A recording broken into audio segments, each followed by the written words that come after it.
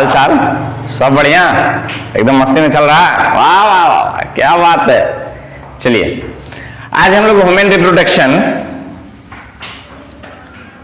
Human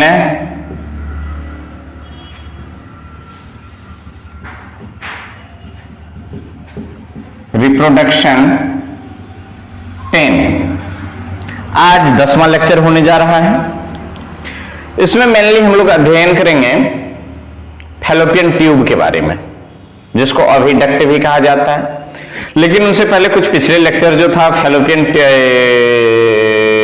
क्या कहते हैं, ग्राफियन फॉलिकल्स से संबंधित कुछ टर्म को यहां देख लेते हैं जो शेष रह गया था।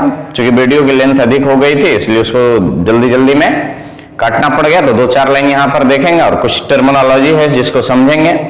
उसके बाद हम लोग फैलोपियन ट्यूब देखेंगे। क्या आपने पिछला लेक्चर देख लिया है ग्राफियन फॉलिकल्स? नहीं देखे हैं तो आप डिस्क्रिप्शन में जाकर के लिंक देख लीजिए, वहां से देखिए। एंड स्क्रीन पर आपको वीडियो मिल जाएगी, वहां से देख लीजिए, या फिर आई बटन में लगा दिए जाएंगे, वहां से देखिए आ गए होंगे। स्टार्ट करने से पहले एक छोटी सी रिक्वेस्ट, यदि आप चैनल पर नए अभी हमारे साथ जुड़े हैं तो चैनल को सब्सक्राइब कर लीजिए और बेल आइकन को भी दबा लीजिए। ठीक, इसके साथ ही हम लोग आगे बढ़ते हैं। तो यहां पर देखे थे कल ग्राफियन फॉलिकल्स में बात मेनली आई थी ओवुलेशन की। देख लीजिए, ओवुलेशन लिखे थे लास्ट में, और कितने ओवम रिलीज होते हैं इसको देखे थे। अभी देखना है क्या कि Graafian follicles ovulation term ovulation के अंतर्गत ही है। जब ये ग्राफियन फॉलिकल से मान लिया जाए कि हम बहुत सारे लेयर बनाते हैं, यहां पर 1 2 सेल नहीं बनाएंगे, 3।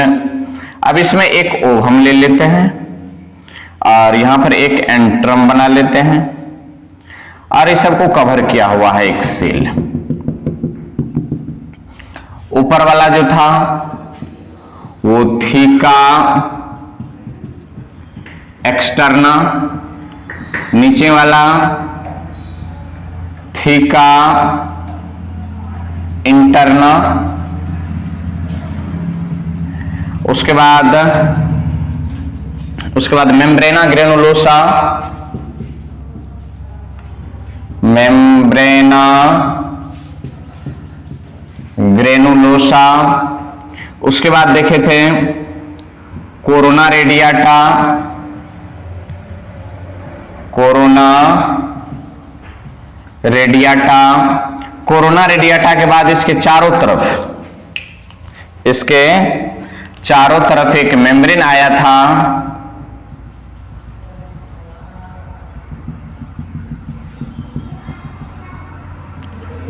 जो नन सेलुलर था। इसका नाम हो गया जोना पेलुसिडा, जोना पेलुसिडा। इसको कहते हैं अपन एंट्रम। इसमें जो तरल पदार्थ है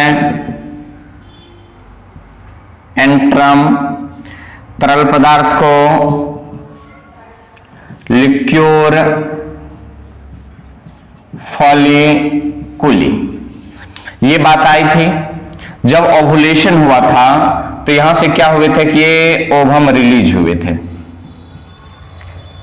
ओवम रिलीज हुए, इसको oocyte या ओवम कहते हैं। ओवम या oocyte कहते हैं।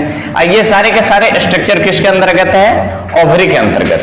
ये इसको क्या कहते हैं? ये फिगर किसका है? Graafian follicle. ये किसको तीर मारे थे इधर? हाँ, ये ऐसे करके ये आ रहा है, और यहां पर होगा क्या? ओवुलेशन। ओवुलेशन प्रोसेस हो रही, ओवुलेशन। तो ओवम निकल करके बाहर आया, ओवम निकल करके इसमें सेंटर है, और इसके साथ साथ एक आवरण भी आया, मेम्ब्रेन जिसको कहते हैं, ये मेम्ब्रेन भी आया।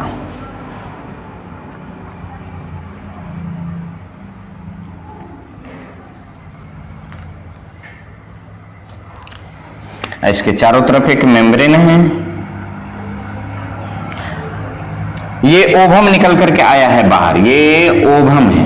ठीक, ओवम है तो इसके साथ ये क्या है, तो ये जोना पेलुसिडा है, जोना पेलुसिडा। ये जो अंदर वाला मेम्ब्रेन देख रहे हैं इसको विटेलाइन मेम्ब्रेन कहते हैं, विटेलाइन मेम्ब्रेन। ये जो देख रहे हैं अंदर में यही तो ओवम है, न्यूक्लियस है। तो ये ओवुलेशन प्रोसेस में है। तो बाहर कौन कौन निकला, केवल जोना पेलुसिडा, शेष फॉलिकुलर सेल तो उसी में रह गया, शेष फॉलिकुलर सेल उसी में रह गया।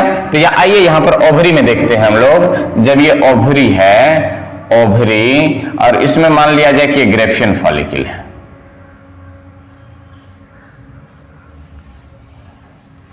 एक लेयर, दो लेयर, तीन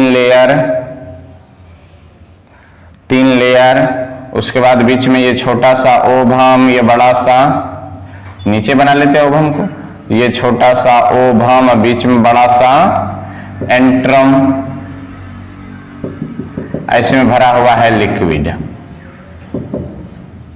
सेल है, फॉलिकुलर सेल है। ये अलग अलग लेयर है, इसको यहां पर गौर कीजिए, अलग अलग लेयर है, इसके चारों ओर एक अतिरिक्त लेयर है जिसका नाम जोना पेलुसिडा है। अब यहां से ये क्या होता है कि रेप्चर होता है, इन्फ्लुएंस ऑफ एलएच, तो इसको कहते हैं ओवुलेशन। ओवुलेशन हुआ किसके प्रभाव में, एलएच के प्रभाव में। एलएच जैसे ही स्रावित हुआ तो ओवुलेशन हुआ। ओवुलेशन जब हुआ तो ये क्या हो गया, ये बाहर आ गया, ओवम बाहर आ गया, ऊपर से एक आवरण और ऊपर से एक आवरण। नाम क्या पड़ गया इसका, जोना पेलुसिडा। दोनों जगह क्यों दिखा रहे हैं इसको, अभी ये बात समझ में आएगी। विटेलाइन मेम्ब्रेन, विटेलाइन मेम्ब्रेन, और ये हो गया आपको ओवम, ये न्यूक्लियस हो गया। ठीक, वैसे ये संपूर्ण को ओवम कहा जाता है, पर ये न्यूक्लियस है, इसको न्यूक्लियस कहिए, न्यूक्लियस। इसको इसको इसको इसको इसको इसको इसको इसको उस साइड कह दिया, चलिए कोई बात नहीं। यहां पर इसको ओवम नहीं, इसको क्या कहिए, न्यूक्लियस ऑफ ओवम कहिए, न्यूक्लियस ऑफ ओवम कहिए। बाकी जो ये है, ये सारे के सारे चीज, इसको फॉलिकुलर सेल कहते हैं। यहां से लेकर के और यहां तक ये क्या है, फॉलिकुलर सेल। तो इतना तो इससे रिलीज हो गया, इतना तो इससे रिलीज हो गया। अब बच गया है शेष। अब ये शेष क्या होता है, यहां पर आगे बढ़ जाता है, ऐसे ऐसे ऐसे ऐसे ऐसे ऐसे ऐसे करके ये स्ट्रक्चर बना लेता है, स्ट्रक्चर में कन्वर्ट हो जाता है। जैसे ही स्ट्रक्चर में ये कन्वर्ट हुआ, ऐसे ऐसे ऐसे ऐसे ऐसे ऐसे ऐसे ऐसे ऐसे ऐसे ऐसे करके इसका एक नाम होता है। इसका नाम होता है, यहां से ओवम रिलीज के बाद तो इसका नाम पड़ जाता है corpus luteum. Corpus luteum spelling, उसका नाम पड़ जाता है corpus luteum, luteum, LUTEUM, LUTEUM, इसका नाम पड़ गया कॉर्पस लुटियम। तो ये कॉर्पस ल्यूटियम बना, यही छूट गया था। अब कॉर्पस ल्यूटियम क्या है कि एक एंडोक्राइन स्ट्रक्चर है, एंडोक्राइन स्ट्रक्चर है। तो कॉर्पस ल्यूटियम का विकास कैसे हुआ, ग्रेफियन फॉलिकल के शेष फॉलिकुलर सेल से ओवुलेशन के बाद, ओवुलेशन के बाद ग्रेफियन फॉलिकल के शेष फॉलिकुलर सेल एक संघनित पीले कलर के येलोइश मास के रूप में संघनित हो जाते हैं। तो जिसे हम लोग क्या कहते हैं, कॉर्पस ल्यूटियम कहते हैं, कॉर्पस ल्यूटियम कहते हैं।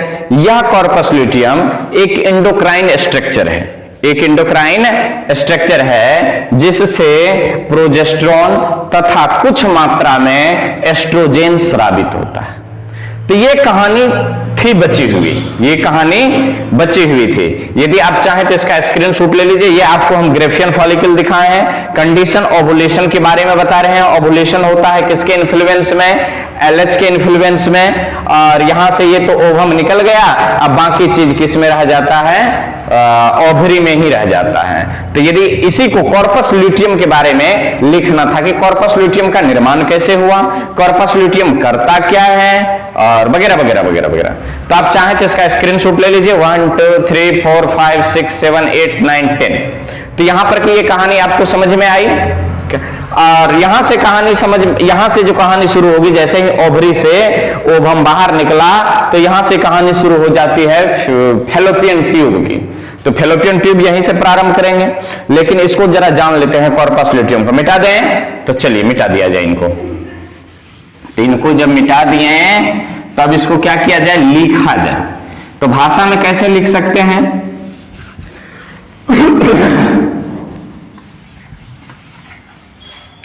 तो इसको भाषा में कैसे लिख सकते हैं हम? ओवुलेशन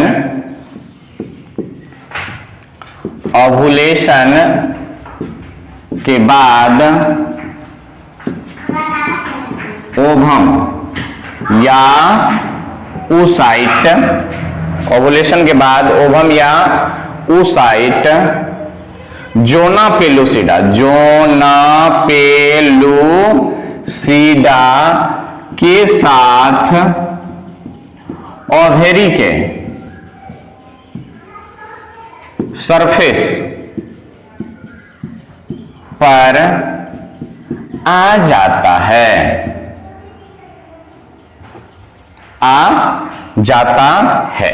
ठीक। ग्राफियन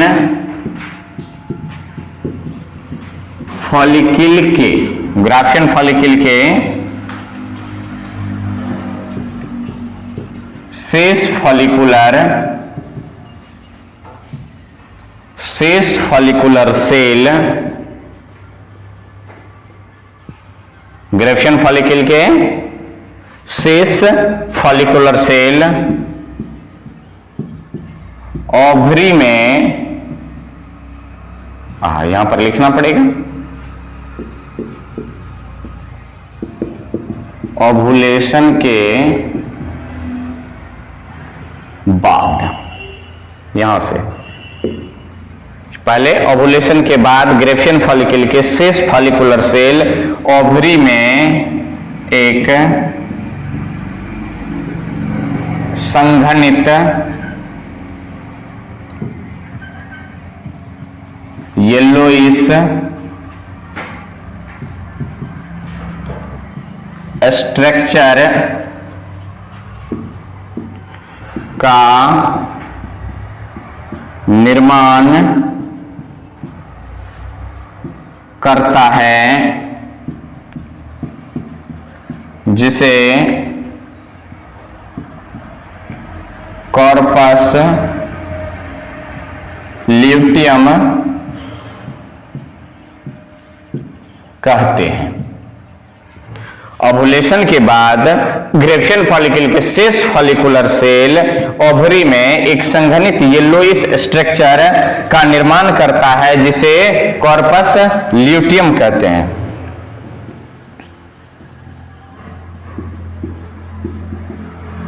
येलोइश पिगमेंट को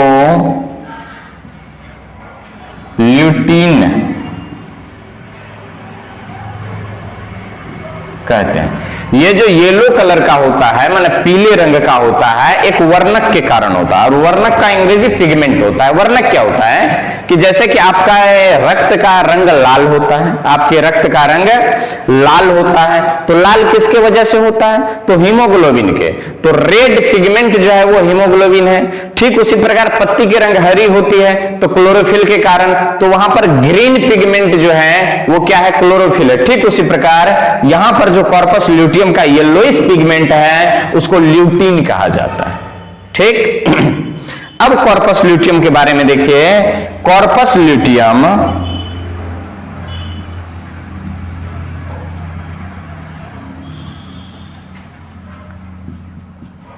एक endocrine structure, endocrine body structure है, इंडोक्राइन बॉडी है जिससे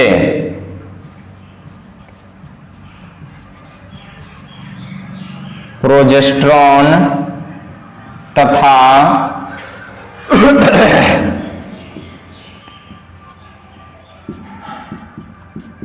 कुछ मात्रा में एस्ट्रोजन हॉर्मोन्स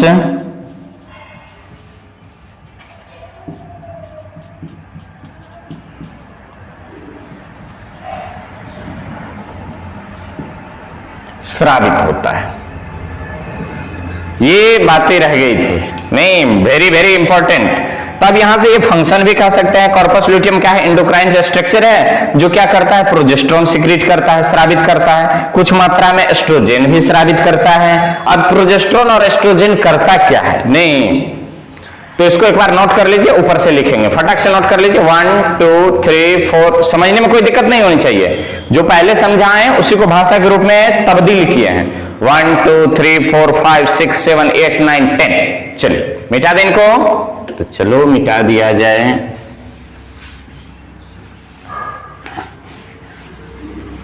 जब इनको मिटाना ही पड़ेगा तो मिटा दिए। अब देखिए,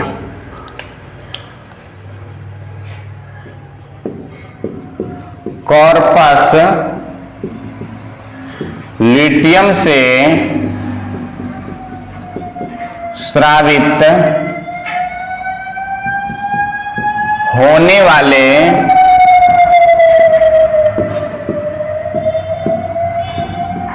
प्रोजेस्टेरॉन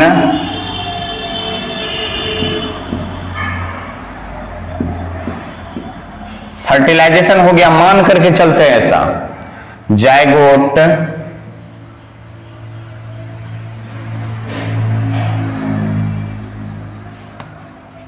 प्रोजेस्टेरॉन एम्ब्रियो के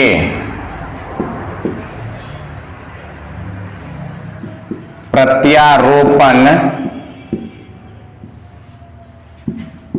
या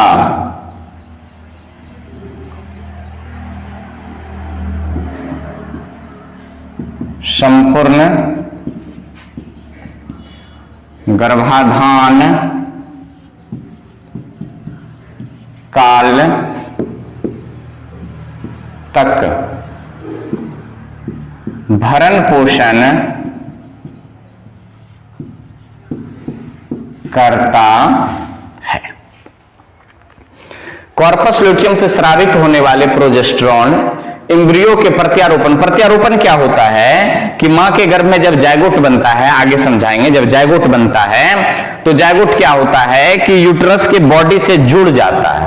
तो ये जुड़ने की जो प्रक्रिया है उसको प्रत्यारोपण या इम्प्लांटेशन कहते हैं। प्रत्यारोपण या इम्प्लांटेशन कहते हैं। वो उसमें क्या होता है कि फीटस का बॉडी, मतलब गर्भ में जो बच्चे होते हैं, एम्ब्रियो होते हैं, भ्रूण होते हैं, उसके साथ और यूट्रस का वाल कनेक्ट हो जाता है एक उत्तक के द्वारा, जिस उत्तक का नाम होता है प्लासेंटा या रज्जु या अपरा। प्लासेंटा या रज्जु या अपरा। तो this process is known as प्रत्यारोपण। कम से कम कॉर्पस ल्यूटियम को जब तक ये प्रत्यारोपण नहीं हो जाता है तब तक सुरक्षित रहना होगा। नॉट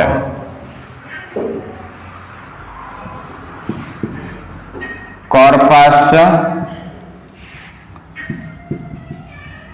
ल्यूटियम, कॉर्पस ल्यूटियम प्रत्यारोपण तक, कॉर्पस ल्यूटियम प्रत्यारोपण तक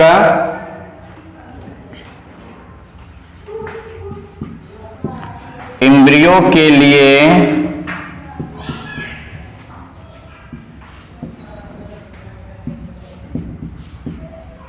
अति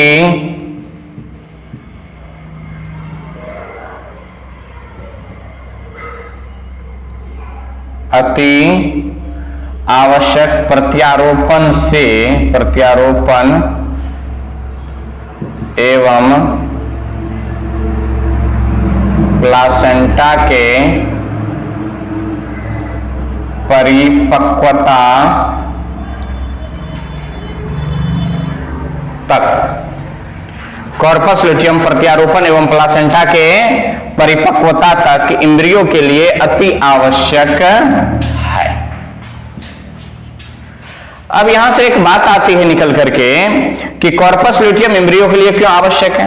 अब देखिए, कॉर्पस लुटियम से अधिक मात्रा में प्रोजेस्टेरोन स्रावित होता है। अब प्रोजेस्टेरोन क्या करता है कि इंद्रियों को प्रत्यारोपण या संपूर्ण गर्भाधान काल तक भरण पोषण करता है। मतलब प्रेगनेंसी के लिए गर्भाधान गर्भ रहे उसके लिए प्रोजेस्टेरोन आवश्यक है।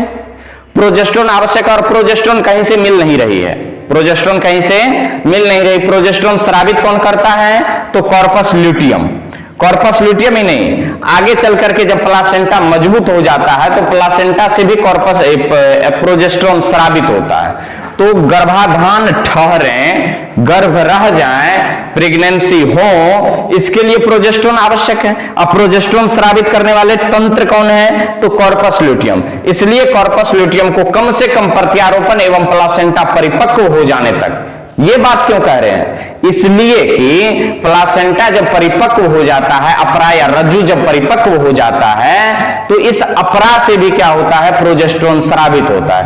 उसके बाद कॉर्पस लुटियम यदि हट भी जाए, डिजेनरेट भी हो जाए तो गर्भाधान पर किसी प्रकार की असर नहीं पड़ती है, किसी प्रकार का दुष्प्रभाव नहीं पड़ता है, क्योंकि प्रोजेस्टेरोन आवश्यक है। और प्रोजेस्टेरोन स्रावित करने वाला कौन मजबूत हो चुका है? अपन का प्लासेंटा मजबूत हो चुका है। इस स्थिति में कॉर्पस लुटियम यदि डिजेनरेट भी हो जाए तो गर्भाधान पर कोई प्रभाव नहीं पड़ेगा। यदि कॉर्पस लुटियम रहता है तो और अति सुंदर वाली बात है, बढ़िया बात है, ताकि इंद्रियों का अच्छे से भरण पोषण हो सके।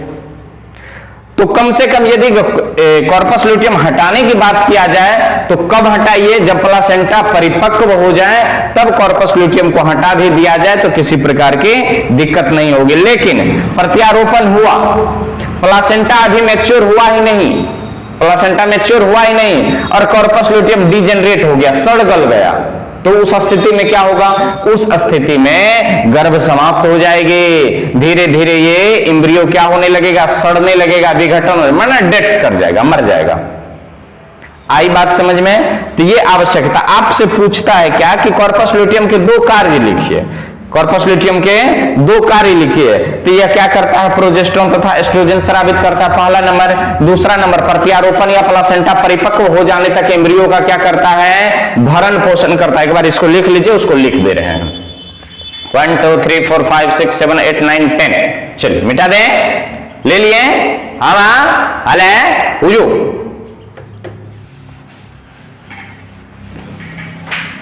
ये तो इंद्रियों की कल्पना की है ना। यदि फर्टिलाइजेशन होवे नहीं किया, ओवम जाइगोट बनवे नहीं किया, तब क्या होगा कॉर्पस लुटियम का?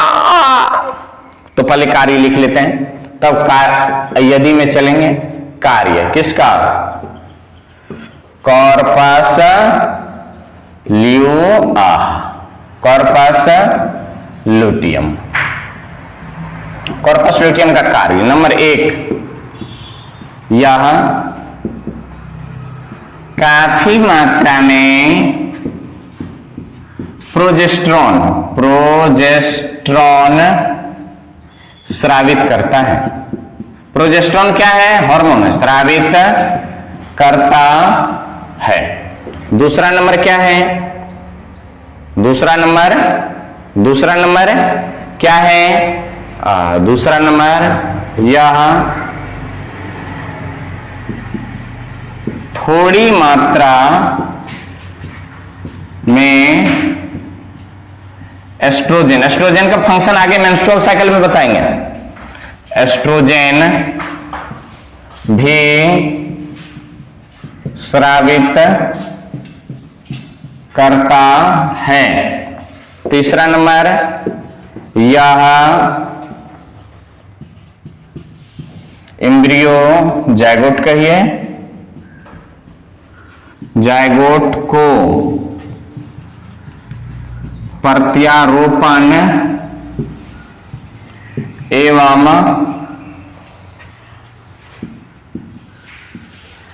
प्लासेंटा परिपक्व हो जाने तक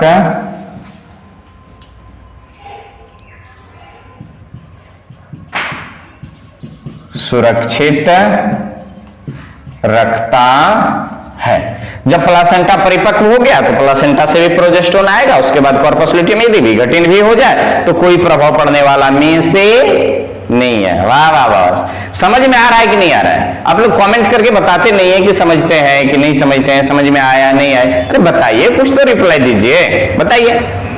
इसको मिटा दें नीचे वाले। ये कंडीशन कब होगा? कॉर्पस लुटियम कब बनेगा? कॉर्पस लुटियम तो बन गया यदि मान लिया जाए कि ओवुलेशन हुई, कॉर्पस लुटियम तो बन चुका है, अपना काम कर रहा है। अब ओवम तो बाहर आया, अब ओवम से स्पर्म मिलवे नहीं किया, फर्टिलाइजेशन होवे नहीं किया, जायगोट बनवे नहीं किया, तो किसका भरण पोषण करेगा? सोचो, अरे सोचो, किसका भरण पोषण करेगा? ये नहीं करेगा ना।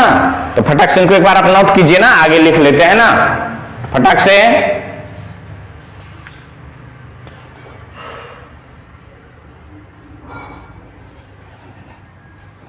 चलिए नोट कर लिए होंगे, मिटा दें। अब कंडीशनली चलते हैं।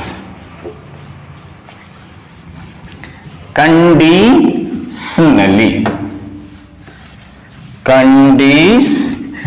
चलते हैं। नहीं, यदि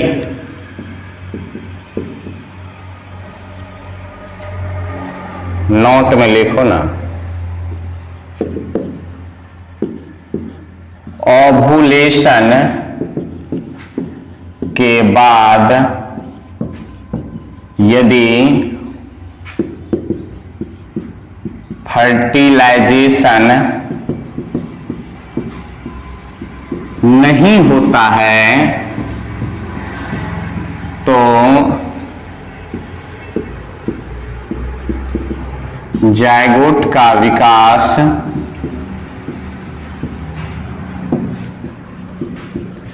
नहीं होगा। इस स्थिति में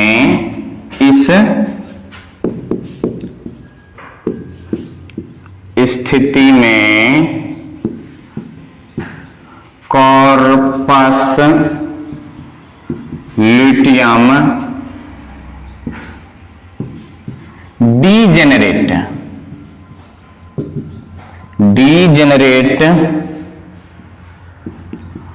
होने लगता है, जिसे कॉर्पस एल्बिकेंस कहते हैं। डीजेनरेट मतलब सड़ना गलना।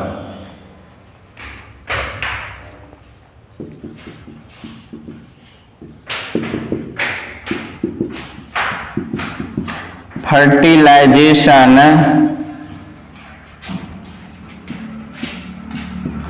नहीं होने पर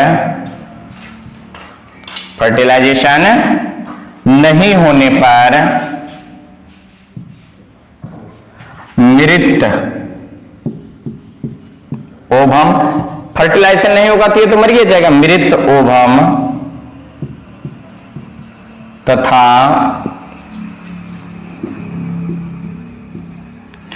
कॉर्पस एल्बिकेंस अगले मासिक चक्र के दौरान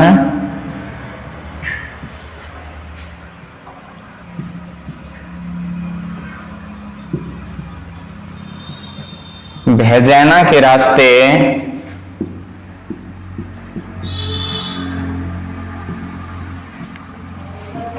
बॉडी से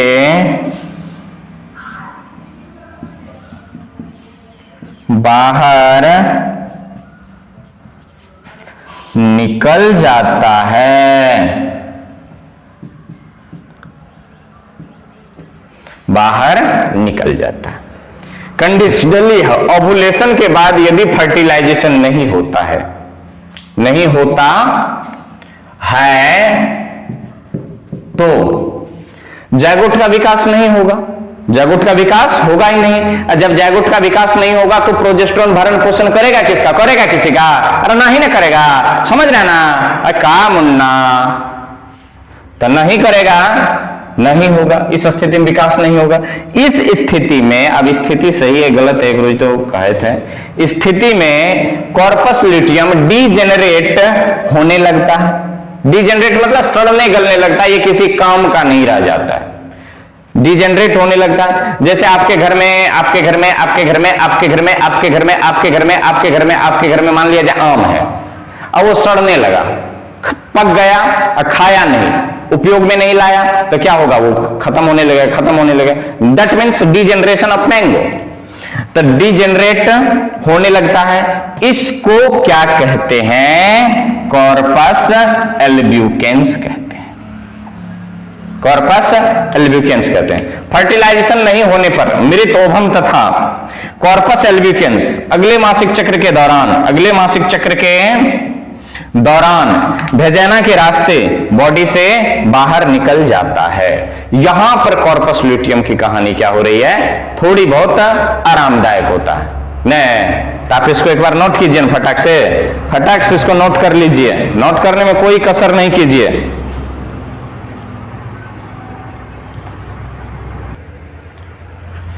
तो चलिए इनको आप कर लिए हैं नोट। तो इसके प्रारंभ में आप हेडिंग नहीं दिए होंगे, तो आप प्रारंभ में हेडिंग दे देंगे ह्यूमन रिप्रोडक्शन में कॉर्पस लूटियम, कॉर्पस लूटियम। आज हम लोग कॉर्पस लूटियम के बारे में बताएं, कॉर्पस लूटियम का कार्य, कॉर्पस लूटियम क्या है, इंपॉर्टेंट है, क्वेश्चन में बैंक उल्टा करके देखिएगा। तो इसको नोट कर लिया है। वीडियो की लेंथ लंबी ना हो जाए इसलिए हम यहां पर इसको चाहेंगे रोकना। वीडियो कैसे लगे, आपको समझ में आ रहे हैं कि नहीं आ रहे हैं, इसके बारे में प्रतिक्रिया देना ना भूलें। पसंद आ जाए तो मित्रों में शेयर कर दीजिए, लाइक ठोकिए, पढ़ाई करते रहें। धन्यवाद।